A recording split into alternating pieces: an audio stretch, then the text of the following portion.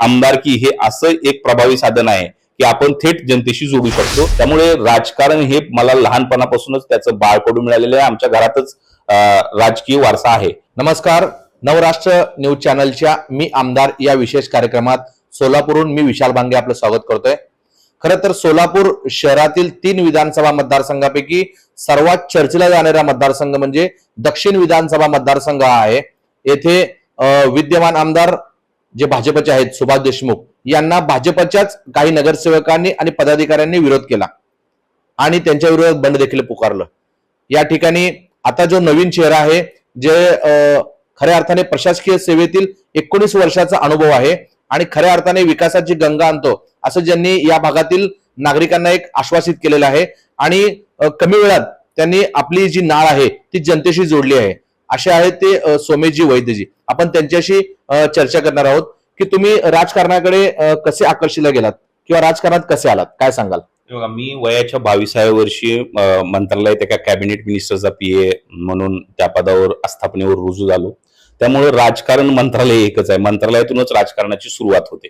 त्यामुळे सोलापूर जिल्ह्याचे ते पालकमंत्री होते आणि त्यांचा मी PA म्हणून काम केलेलं आहे. त्यामुळे या भागातील सर्व पदाधिकारी आणि राजकीय नेते, माजी आमदार मला सगळेजण ओळखतात. त्यामुळे आपसुकच दिवस रात्र राजकारणाशी भेटत असल्यामुळे राजकारणापासून मी वेगळाच नाहीच आहे. नंबर 1. नंबर 2, माझे वडील आताच गेल्या वर्षी ज्या निवडणुका झाल्या त्यामध्ये जनतेतून बिनविरोध सरपंच झालेले आहेत. 3,500 ज्या गावचं मतदान आहे त्या गावातून ते भाजपकडूनच बिनविरोध म्हणजे भाजपचंच काम करतात. त्यामुळे भाजपचे पार्टीचे ते बिनविरोध जनतेतून सरपंच झालेले आहेत. माझ्या यापूर्वी आजोबा माझे 20 वर्ष सलग उपसरपंच म्हणून काम पाहत होते.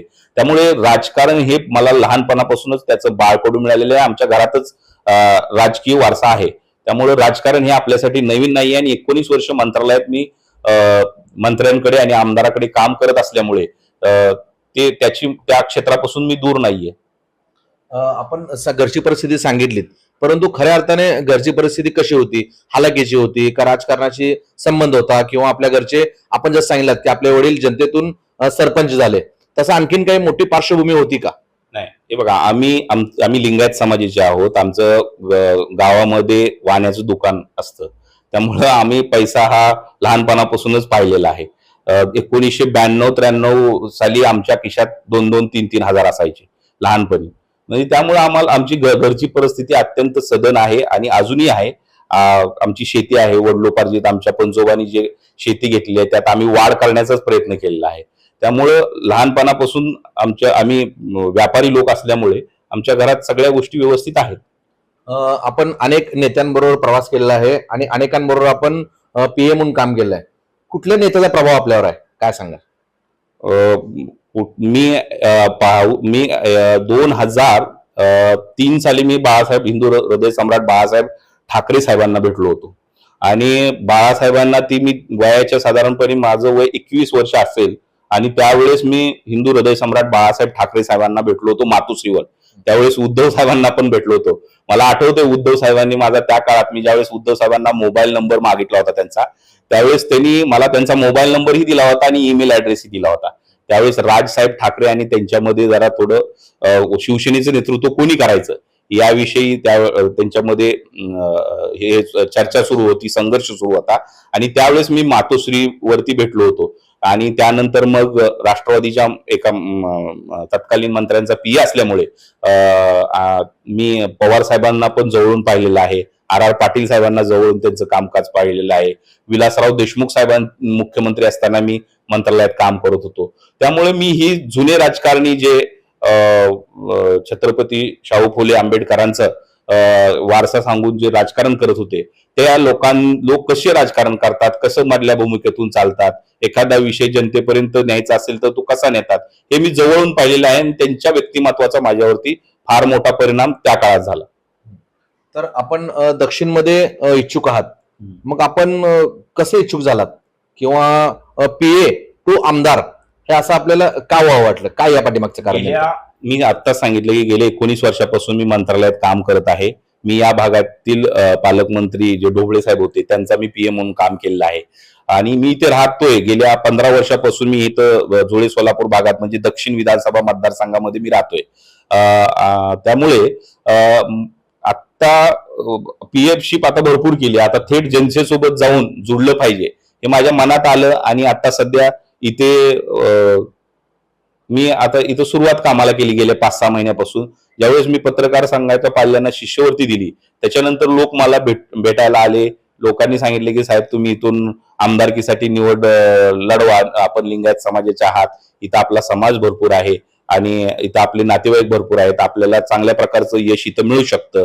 आणि माझे सगळ्या समाजातील लोकांशी चांगले संबंध असल्यामुळे आणि पूर्वी मी इथल्या पालकमंत्र्याचा पी असल्यामुळे माझे सर्वपक्षीय नेत्याशी चांगले संबंध आहेत. म्हणून मी एकदा ते बघूया म्हटलं, आपण लोकांची तर आपल्याला सेवा आपण करतोच आहे, परंतु थेट आणखी जनते गावागावात जाऊन आपण कशी सेवा हे आमदारकी हे असं एक प्रभावी साधन आहे की आपण थेट जनतेशी जोडू शकतो आणि जनतेच्या समस्या ऐकून आपण मंत्रालय स्तरावर, विधान भवन स्तरावर तसेच जिल्हा स्तरावर जनतेच्या अडीअडचणी सोडवू शकतो. ओके, आपण दक्षिण विधानसभा मतदारसंघातून इच्छुक आहात. मग आपण या विधानसभा मतदारसंघात कोणकोणती सामाजिक कामं केलीत किंवा विकासात्मक कोणती कामं केलीत, गरजूंना कशा पद्धतीने मदत केलीत, काय सांगाल त्याविषयी? हे बघा, सामाजिक उपक्रम मी या ठिकाणी प्रचंड मोठ्या प्रमाणात राबवले आहेत. गेल्या 6 महिन्याचा विचार केला तर मी अनेक विद्यार्थ्यांना स्कॉलरशिप दिलेली आहे, शैक्षणिक मदत केलेली आहे. तसेच मुंबई, पुणे या परिसरात कुणाला नोकरी पाहिजे असेल तर मी ते देण्याचा प्रयत्न केलेला आहे. आपण मध्ये उद्योग व रोजगार मेळावा भरवला होता, त्या माध्यमातून आपण 112 बेरोजगारांना रोजगार देण्याचं काम केलेलं आहे. तसेच हिंदू रूढी परंपरा ह्या अखंड वृद्धिगत राहिल्या पाहिजे यासाठी आपण जुळे सोलापूर भागात आपण प्रचंड मोठी, महाराष्ट्रातली सर्वात मोठी दहीहंडी भरवली होती. मुंबईची सर्वात मोठी असते, परंतु आपण महाराष्ट्रात ग्रामीण भागातली ही सर्वात मोठी दहीहंडी आयोजित करून आपण हिंदू रूढी परंपरा अखंडित वृद्धिगत होण्यासाठी प्रयत्न केलेला आहे. तसेच महिलांसाठी आपण गरबा इथं आयोजित केला होता. तसंच अशा एक नाही अनेक प्रकल्प आपण सुरू केले, गोरगरिबांना मदत केली, शेतकऱ्यांना आपण शेती ज्यावेळेस पावसापासून संरक्षण होण्यासाठी त्यांना आपण मोठ्या प्रमाणात छत्रीच आपण त्यांना सहाय्यता दिली होती. या अशा प्रकारचे अनेक उपक्रम घेतलेले होते. आणि मागे मी ज्यावेळेस 19 वर्ष काम करत आहे त्यामुळे मी अनेक लोकांना आरोग्यासाठी मदत केलेली आहे. परत काय त्यांचे मंत्रालय स्तरावरती काय काम असेल तर त्याचा फॉलोअप केलेला आहे व्यक्तिशः. आपण केलेली आता विकास कामं किंवा सामाजिक क्षेत्रात केलेलं काम आपण सांगितलं. आपण इथं काम करत असताना आपल्याला काय अडचणी जाणवल्या किंवा आणखीन काय कामं व्हावी असं तुम्हाला वाटतं आणि तुम्ही मंत्रालय स्तरावर त्यासाठी काय पाठपुरावा करणार? हे बघा, इथं कसं आहे, आता मी ज्यावेळेस लोकांमध्ये जात होतो आचारसंहितेपूर्वी सतत लोकांमध्ये गेल्यानंतर लोक समस्या सांगत होते की सर आमच्या खरीप विमा आलेला नाहीये. त्यावेळेस मी मुख्यमंत्र्यांना पत्र देऊन विनंती केली होती. त्याच्यानंतर शासनाने त्याची दखल घेऊन त्याच्यावर बरेच निर्णय पण झाले त्या अनुषंगाने. आणि त्यानंतर आपण होमगार्डला जे काम 180 दिवस काम पाहिजे त्याच्या संदर्भात आपण पाठपुरावा केला होता. पोलीस पाटलाचं वेतन थकीत होतं, त्याच्या संदर्भात मंत्रालय स्तरावर उपमुख्यमंत्र्यांना भेटून विनंती केली होती. अशा अनेक गोष्टींची आपण विनंती केली होती. काय गावात जिओचं नेटवर्क येत नाहीये, पाथरीमध्ये जिओचं ज्याच्याकडे कार्ड आहे त्याला रेंजच येत नाही, तर त्याच्या संदर्भात आपण फडणवीस साहेबांना भेटून विनंती केली. त्यांनी लागलीच जिओच्या व्यवस्थापकांना फोन करून त्यांनी त्यावेळेस तिथं सूचना दिल्या होत्या. त्यामुळे अशा एक नाही अनेक प्रकल्प आपण 25-15 मधून ग्रामीण भागामध्ये प्रचंड मोठा निधी त्या सरपंचांना मिळवण्यासाठी आपण मंत्रालय स्तरावर फॉलोअप घेतलेला आहे. तसेच लॉकडाऊन मध्ये कोरोना काळामध्ये माझी जी उत्तर सोलापूर तालुक्यात शेती होती, 10 एकर पेरू शेती होती, ती आत्ताच सध्या रेल्वे स्टेशन मध्ये जी काय भूसंपादित झालेली आहे. तिथे आपण लॉकडाऊन मध्ये नियमित म्हणजे लॉकडाऊनच्या दरम्यान आपण साधारणपणे 200 ते 250 महिलांना नियमित आपण रोजगार दिला. त्यामुळे तिथे सेवालाल नगर म्हणून एक ग्रामपंचायत आहे, त्या ग्रामपंचायतनी मला लेखी पत्र देऊन आपल्याला की आमच्या इथल्या भागातल्या बेरोजगार महिलांना आपण रोजगार देण्याचं काम केलेलं आहे. त्यामुळे मला अभिनंदनपर ठराव करून त्यांनी माझं अभिनंदन केलं.